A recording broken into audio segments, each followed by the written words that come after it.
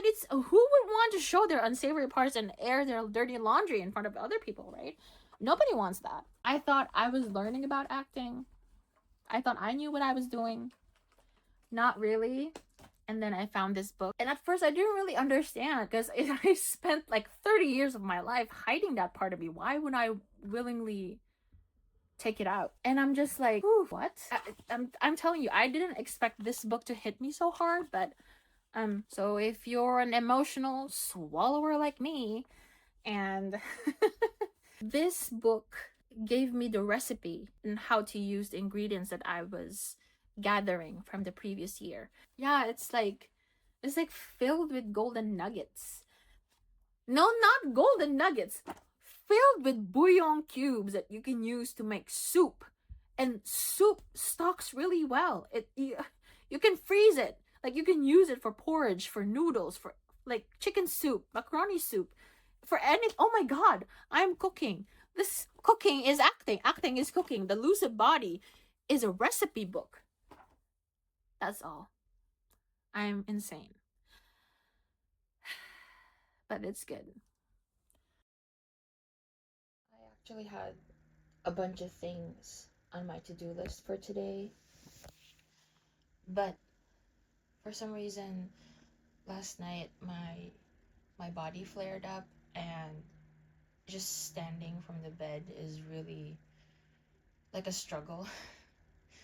Even just turning while I'm lying on the bed is like a whole body workout. So I thought that I'll just rest for the day, do some gentle movements, and maybe finally eat my macarons. Yeah, it's nice. It's not nice, but like I'm lucky this happened while I don't have school, because if I had school I probably have to skip, and I don't really want to do that.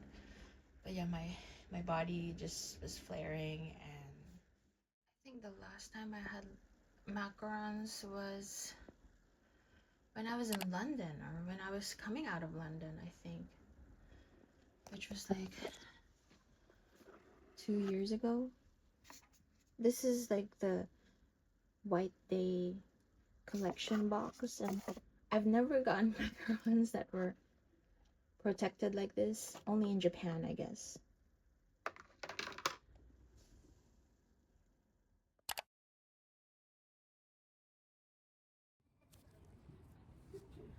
I found a cute little spot in the middle of Aoyama. I really like this area, and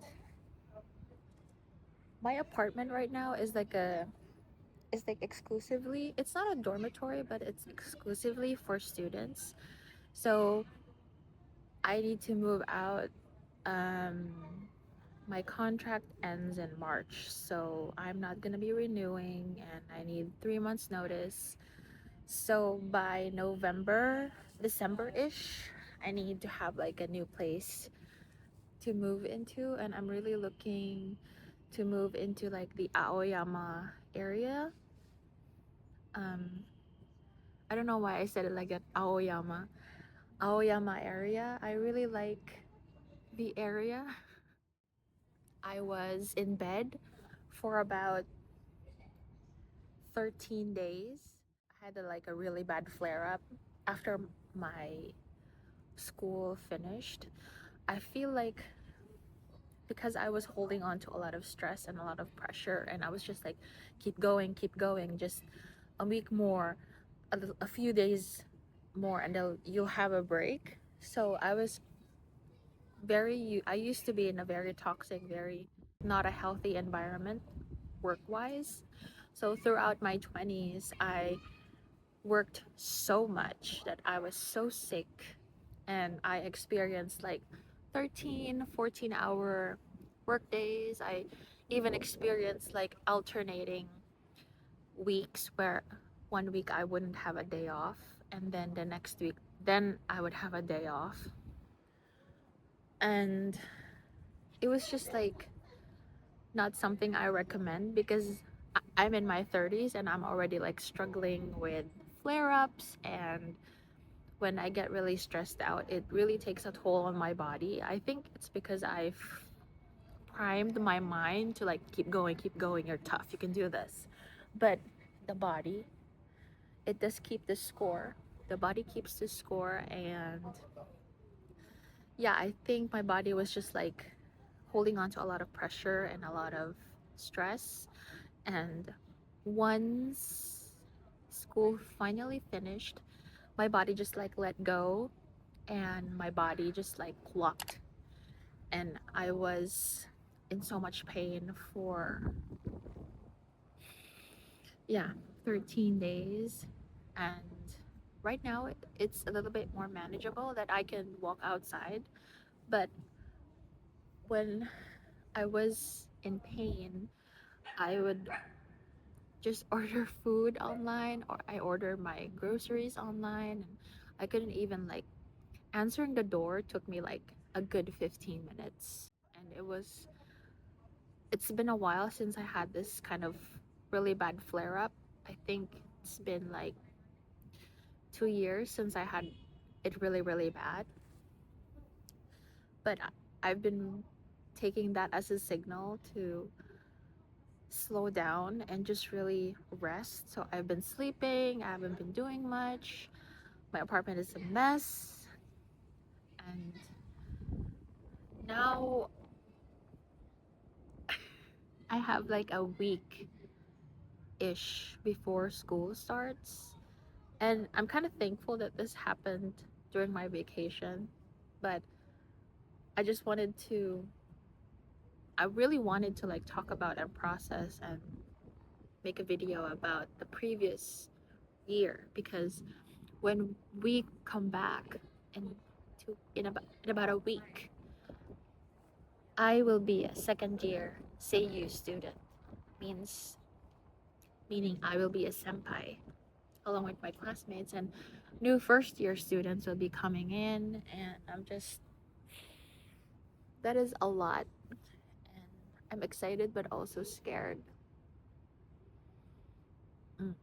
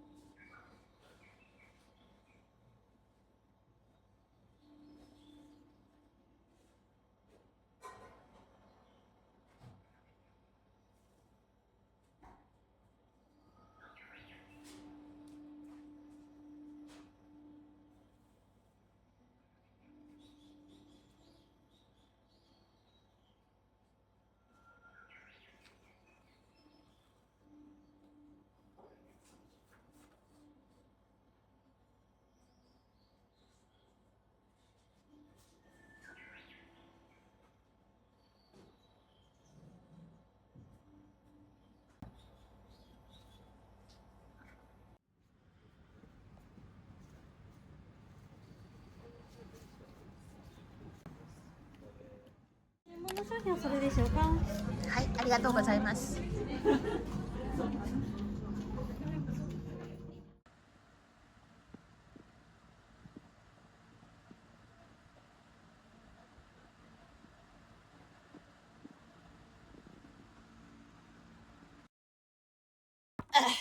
There we go. This is The Dangerous Actor by Chantery, which is kind of thick, and Lucid Body, which is not that thick.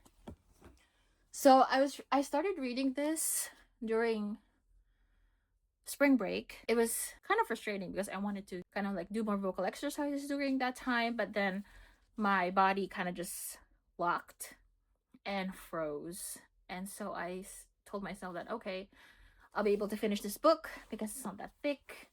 And this book actually shocked me in a way because in the first year of me as a voice actor trainee in Japan, in Tokyo, we have 10 instructors, okay? 10 different professionals, 10 different styles of acting, 10 different styles of going about the craft. And they've always told us that none of the teachers are wrong and none of the teachers are absolutely right because everybody gets booked for professional jobs.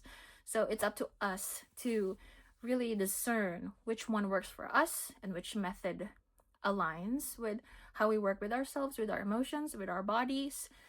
And so, me being a data hungry girly, I just take note of everything, and because I am paying for it, so I might as well just take everything. And if something works for me, then that's good. If it doesn't work, at least it's still data that I can keep.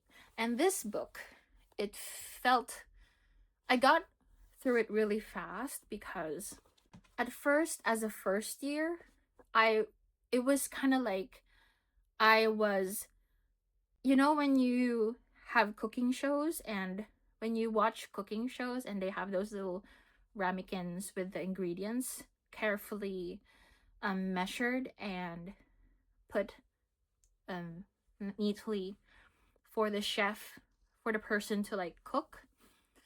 It felt like my first year of training was just me working to get the ingredients, measuring the ingredients, putting them on the little ramekins for mise en place or whatever. And when I read this book after the first year is over, it felt like a punch in the face. Like someone kind of like slapping the recipe to my face. Like, yo, there, here we go. And I'm just like, shit, I didn't know.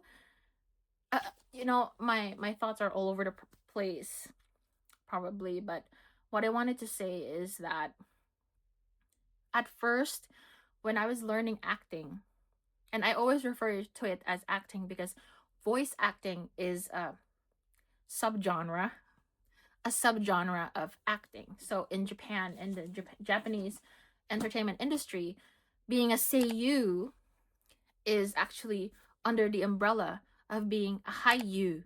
And the haiyuu, the actor, is part of a much bigger umbrella called the geinoujin, which is like an entertainer.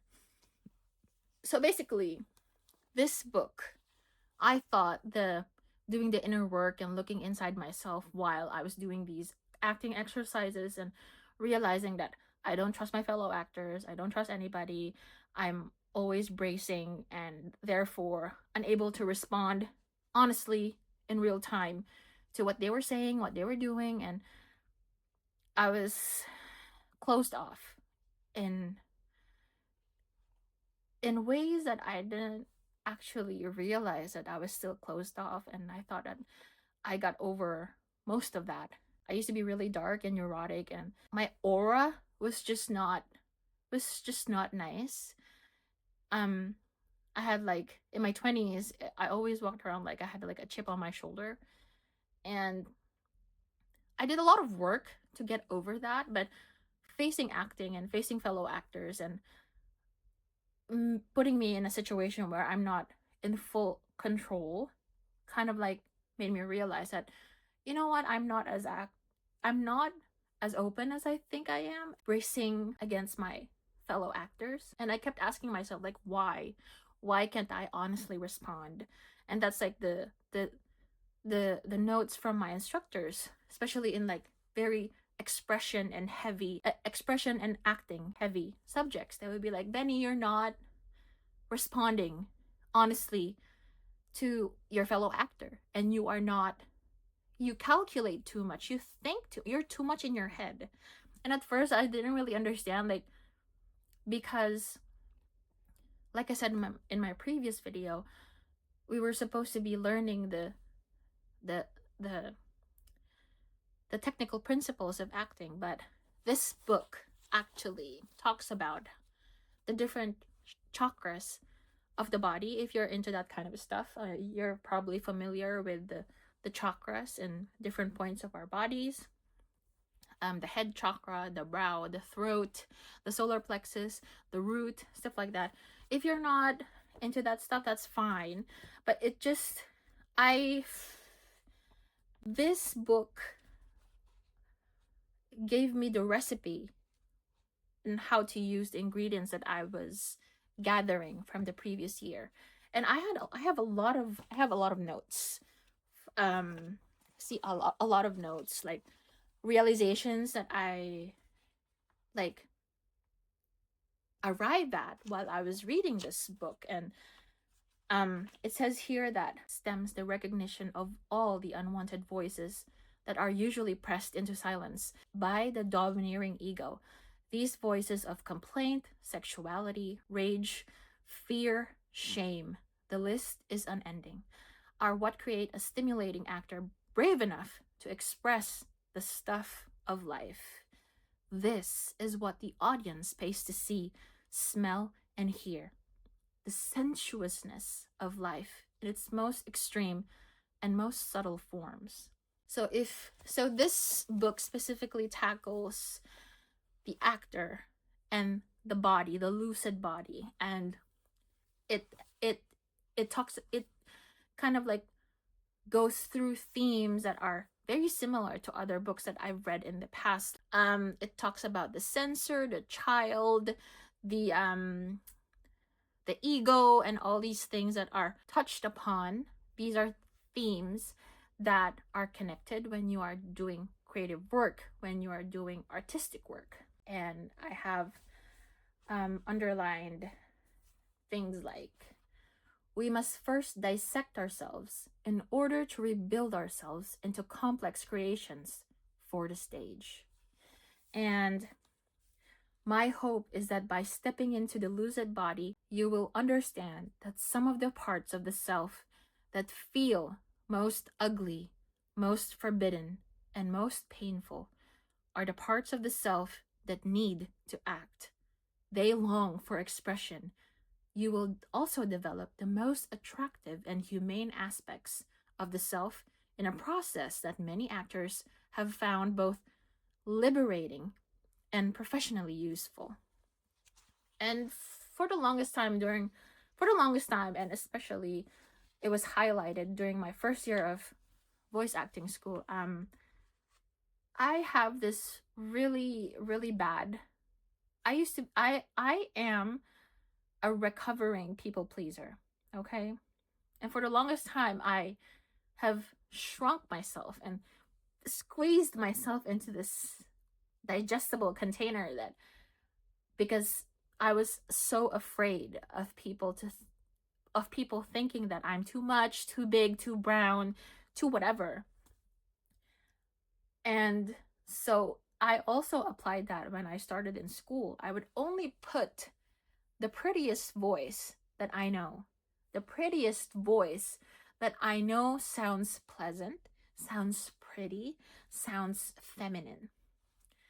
And I would always hide the ugly parts of me, the big voice Benny, the chaotic Benny, the cursing Benny, the unsavory parts of myself. I didn't want anybody who would want to show their unsavory parts and air their dirty laundry in front of other people, right? Nobody wants that.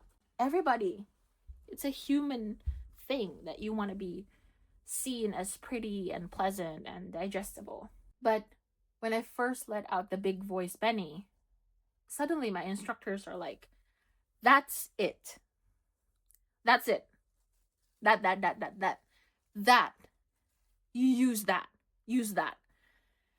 And at first I didn't really understand. I didn't really understood because I spent like 30 years of my life hiding that part of me. Why would I willingly take it out? And the center line is like the eye of the storm, turbulence free. The calmer and steadier the actor is on the inside, the longer she can endure the extremes of her characters. And I'm just like, whew, what? I'm telling you, I didn't expect this book to hit me so hard, but there is something about stepping outside of our own skin that makes us want to do it again and again. The truth is, we aren't stepping out of anything. We are reaching deeper inside of ourselves and expressing parts of ourselves that have been dormant.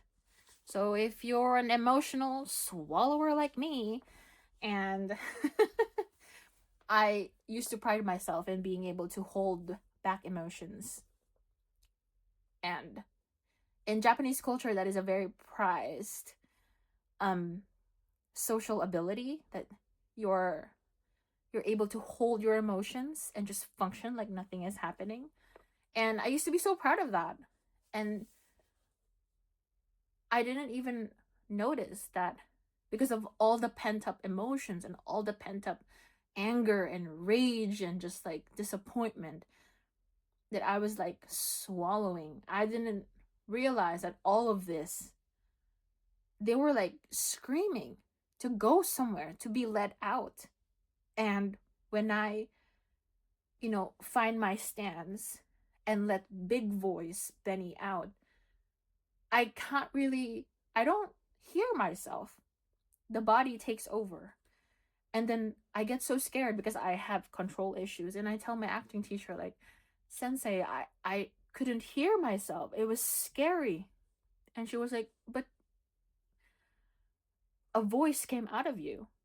And it's a voice you've never heard before. And I think if you can use that in acting, that would be really good. And it's this crazy experience of having this belief about yourself, this like identity that's like crystallized.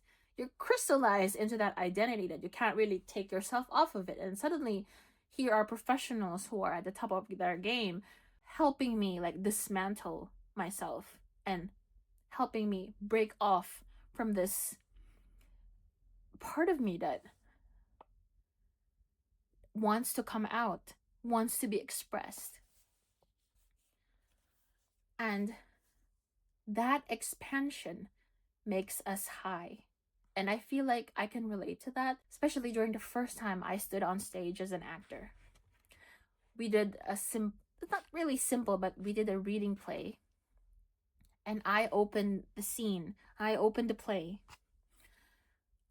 And that was the first time in my life that I felt like, shit, it feels good to be on stage. It feels good to be alive. And when I read the line, that expansion makes us high, that's, I guess, made me fall in love with acting. And from then on, I was just like looking for books so I can supplement what I was learning in Japanese and building this English scaffolding with like books and articles and other things that I can watch on YouTube and other things that I can watch online and read online. And it says here, the expansion of self is made possible with a non-judgmental mind. We can't explore the different aspects of self if we have judgment. Along with the feel-good aspect of acting is the effectiveness of acting. You are effective when you reach an audience and make its members feel or think differently about themselves and life. An effective actor must be able to portray characters from all walks of life. Yeah. And let me just read some of the realizations I wrote. Very much can connect to the words of many teachers. Everything starts with the breath, acting, singing, dancing, speaking, meditating. All centers, starts, and ends with how you control your breath. Le Chantery, however, advises not to these are like technical notes about breathing and sighing and releasing the tension from the body while you're acting or holding a character. But anyway, can be connected to the sensor concept in Julia Cameron's The Artist Way. The sensor, the shadow, as I mentioned earlier, the editing, the ego, all connected to the body keeps the score. All connected to the body keeps the score in the Emotionally Unavailable Parents book that I mentioned earlier. It's like I wrote this one. While I was reading the book, I was like, it is like I'm baking. And this past year has been me collecting the ingredients patiently for the mise en place. And how that I have and how and now that I can't read my own handwriting. And now that I have the ingredients, I'm able to understand the recipe and instructions and actually begin cooking. I'm not gonna say anything anymore. Let her fucking cook, bruv.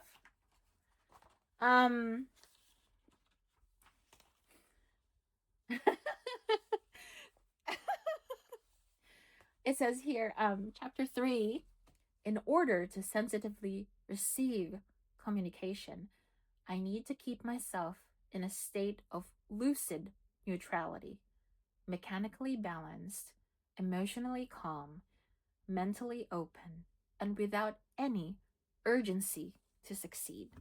Irene Dowd. And then I wrote to myself, Benny, you can't do this if you're bracing, but safety is earned and acting is released when I feel safe. What do I do? Question mark. Yeah. I do this a lot when I'm reading something. I talk to myself. Your present life is all you have. Bring it in. Detach from the who, what, and where, and transform the power of your emotional truth into your work.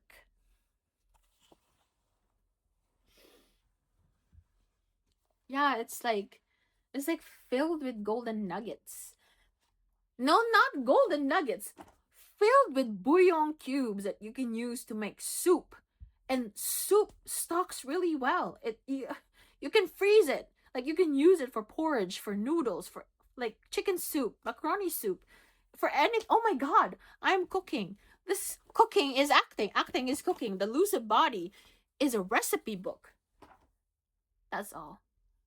I'm insane. But it's good. Thanks for listening. This is crazy. Shit.